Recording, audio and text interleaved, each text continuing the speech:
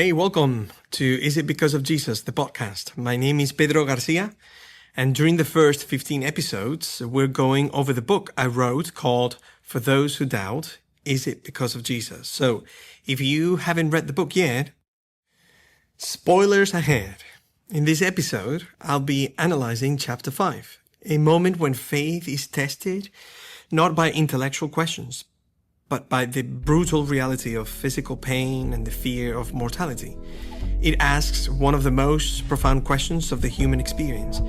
Where do we find peace when our bodies, our relationships, and our certainties fail us?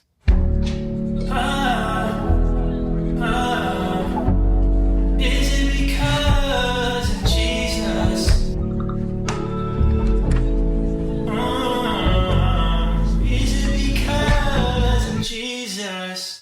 So the first moment from chapter 5 is the chapter's most vulnerable and gut-wrenching revelation. Thomas finally asks Peter to explain the antidepressants and his health. After a heavy sigh, Peter stops on the trail and confesses, "My tumor is back." He goes on to explain his deepest fear. "I am afraid, not of death itself, but of the process of dying. Jesus has the tendency to tell me that I need to trust him and let things go." This is a profound deconstruction of the myth of the fearless believer.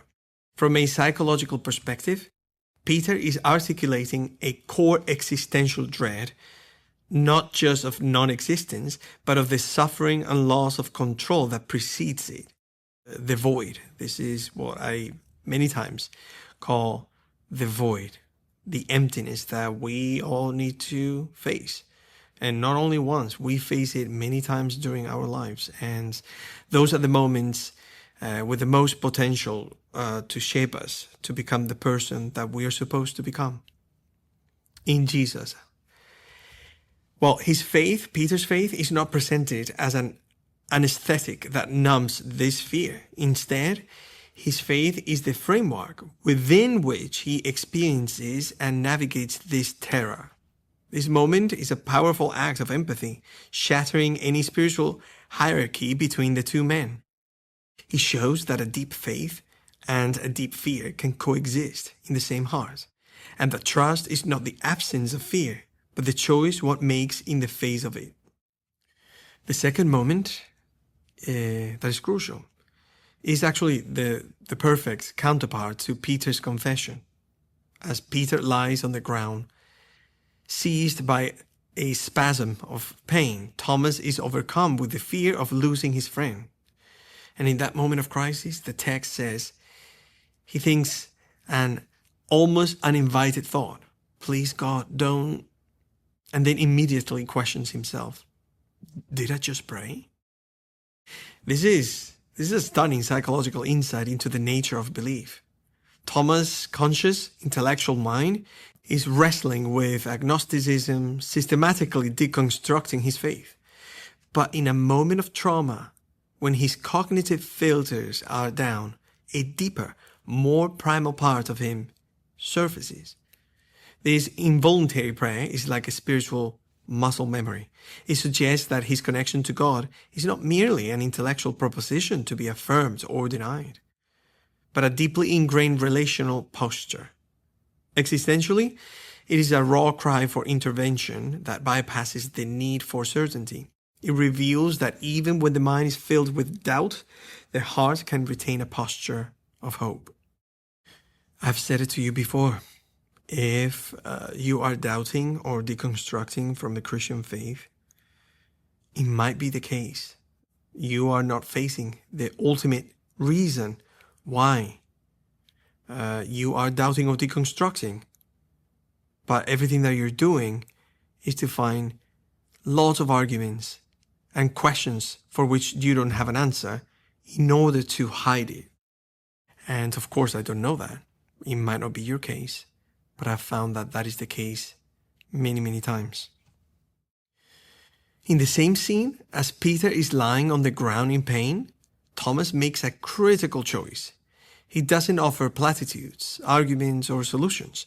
The chapter says he decides to practice the ministry of presence, being next to a person who is hurting without feeling the need to say anything. In a chapter filled with complex intellectual debate about the Bible, this silent action is the most profound statement of all. Psychologically, this is the practice of attunement and creating a non-anxious presence. Thomas' quiet companionship communicates more powerfully than any words could. You're not alone in your pain. I'm not afraid of your suffering. I'm here. This is what you need right now. If you're doubting your faith, I hope I'm helping you in that respect. This is a deeply empathetic act that provides existential comfort in a moment of chaos. For anyone listening who wonders how to support a friend in crisis, or even if it's yourself, whether of faith or of health, this moment provides the most powerful answer. Show up, be present, and be quiet. Your presence is the prayer. The fourth moment is a deep dive into the psychology of spiritual maturity. Peter explains how this experience with suffering has changed the very nature of his prayers. He says, I didn't realize it then, but my prayers were fueled primarily by fear. As my faith in Jesus began moving from my brain to my heart, I began to pray with a deeper trust that God is in control and He's always good. So I love for you to pay close attention to this. Peter is describing a fundamental shift from a transactional relationship with God to a relational one. Isn't this much of the core issue with much of our doubting? Fear-based prayer is transactional. God, I'm scared. Please fix this problem for me. It treats God as a cosmic problem solver. Love-based prayer, however, is built on trust. It is not focused on changing the circumstances, but on surrendering to God within the circumstances. It's a move from an external locus of control, demanding outcomes, to an internal posture of trust. This is a crucial insight for a person doubting, as you may be rejecting a transactional fear-based version of God you can no longer intellectually sustain. Peter's journey suggests that a more mature, authentic faith lies on the other side of that deconstruction. In other words, if you see this doubting not as pressure for you to move away from God, but to get closer to Him, to know Him better, your faith is going to be unstoppable. You are going to become a little Eden, helping Jesus bring heaven and earth together. It's a beautiful thing. Finally, our fifth moment comes from a text message. Thomas reveals what Sofía sent him. Sofía said to him, I'm not afraid of your questions. I'm afraid to lose you because of them. This is vital. This is a vital psychological clarification that speaks directly to one of the greatest fears of a person doubting. Sophia's words precisely separate Thomas' intellectual process from the relational consequence. She's not threatened by his questions. She is terrified of abandonment, a fear rooted in her past trauma with her brother. This helps to deconstruct the toxic idea that questioning God is an act of aggression or rejection toward believing loved ones. For anyone navigating a shift in faith, this distinction is critical.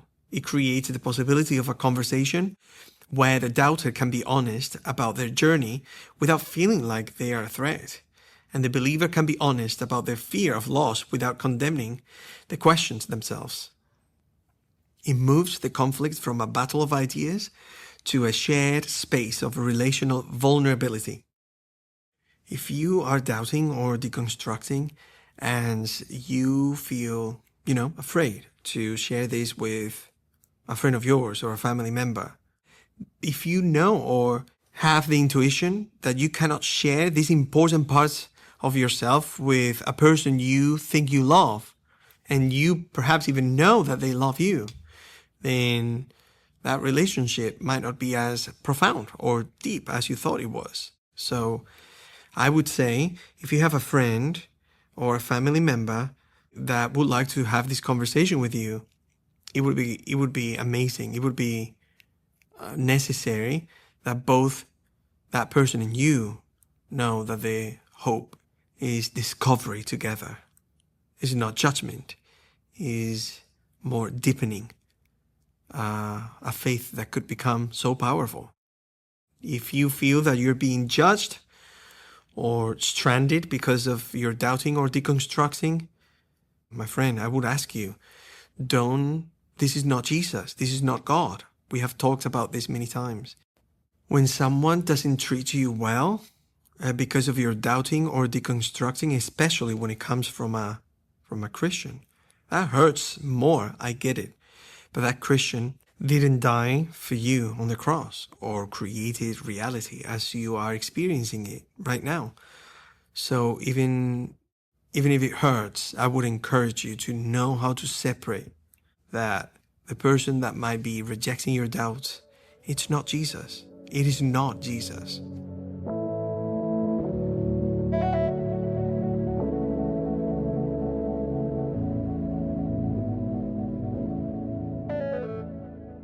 Okay, well, this chapter brings us face to face with the raw reality of fear and the seeming silence of God in our moments of deepest suffering. Peter, lying on the ground, at peace in his soul but in agony in his body, embodies this paradox. He says, there's something in me that desperately wants to yell to God and ask him why. But he also says, ultimately, belief must turn into surrender. There's no other way. It is what Jesus had to do as well. This points us directly to one of the most mysterious and human moments in the life of Jesus, the Garden of Gethsemane. On the night before his crucifixion, Jesus is in such agony that he sweats drops of blood. He's not a stoic, emotionless figure. He's a man in torment, and he prays one of the most honest prayers in all Scripture. My Father, if it's possible, may this cup be taken from me. In that moment, Jesus gives us permission to be fully human.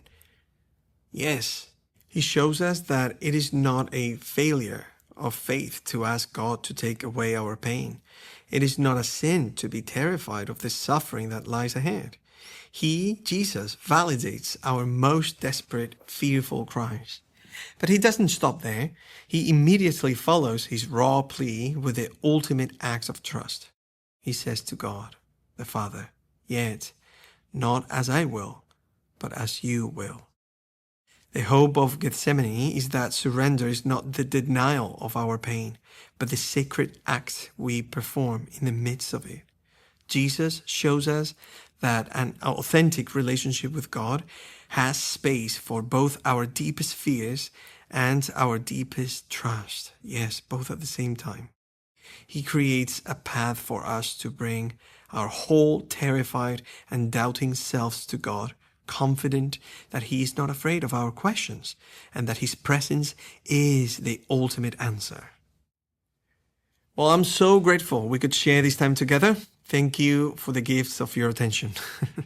Please know that this isn't a one-way conversation. Your journey matters to me so much. And I would be honored to hear your story. If you have any questions for me, if you're doubting, deconstructing, you want to get back to Jesus, you can connect with me at isitbecauseofjesus@gmail.com. For additional resources to accompany you, please visit isitbecauseofjesus.com. If this episode was a source of encouragement for you, perhaps you could help extend that encouragement to others. Sharing this with a friend or leaving a review are small acts that create a ripple effect, helping others find this podcast. These shows exist because of the generosity of this community.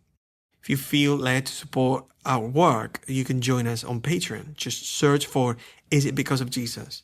Every bit of support helps us continue this mission. So peace to you until we speak again. And always remember, if you are a Christian in a season of doubt or deconstruction, is it because of Jesus?